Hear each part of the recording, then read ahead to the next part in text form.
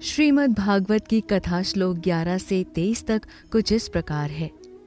ऋषिगण सूत जी से विनम्र निवेदन करते हुए कहते हैं, हे सूत जी, आप भली भांति जानते हैं कि भगवान श्री कृष्ण ने वासुदेव और देवकी के गर्भ से केवल विश्व कल्याण के लिए अवतार लिया था।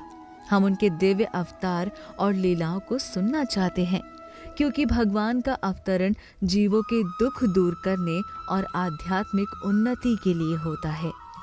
मनुष्य जन्म मरण के चक्र में फंसा हुआ है, लेकिन यदि वह कभी भी भगवान का नाम जप ले तो वही नाम उसके दुख और भय को दूर कर देता है।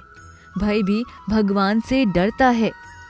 गंगा जल का दीर्घकाल स्नान मन को पवित्र करता है, लेकिन भगवान का नाम क्षण भर में मन, बुद्धि और आत्मा तीनों को शुद्ध कर देता है। इसी कारण जो लोग भगवान की लीलाएं गाते और सुनते हैं वे बड़े पुण्य आत्मा होते हैं। ऐसा कौन होगा जो श्री कृष्ण के मधुर यश को सुनना ना चाहे। नारद और अनेक महान ऋषियों ने भी उनकी महिमा का गान किया है। इसीलिए हम भी आपसे श्री कृष्ण की मनोहर कथाओं का वर्णन चाहते हैं। हालांकि भगवान साधारण मनुष्य की तरह व्यवहार करते हैं, लेकिन उनकी लीलाएं ऐसी हैं जिन्हें मनुष्य नहीं कर सकता। कलयुग बहुत कठिन है, मन को भटकाने वाला है। इसीलिए हम इस दिव्य स्थान में बैठकर दीर्घ काल तक कथा सुनने का संकल्प लेकर आए हैं, क्योंकि कथा ही जीवन के समुद्र में नाव का काम करती है। अब बताइए, जब भगवान अपने धाम लौट गए तो धर्म ने किसकी शरण ली? इन श्लोकों का हमारे जीवन से संबंध कुछ इस प्रकार है। भगवान जब भी अवतार लेते हैं, जीवों के भले और सही दिशा दिखाने के लिए आते हैं।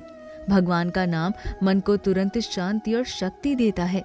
यह मानसिक तनाव और चिंता का सबसे सरल उपाय है। गंगा जल बाहरी पवित्रता देता है, लेकिन भगवान का नाम भीतर की शुद्धि देता है।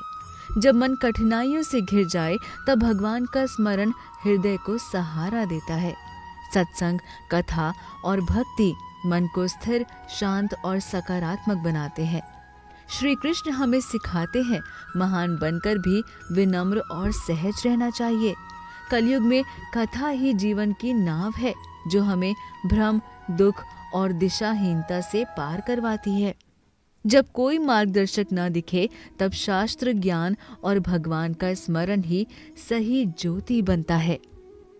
और इसी के साथ श्रीमद् भागवत के श्लोक 11 से 23 का भावार्थ समाप्त होता है।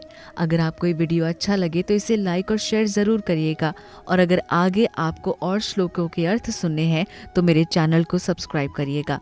धन्यवाद।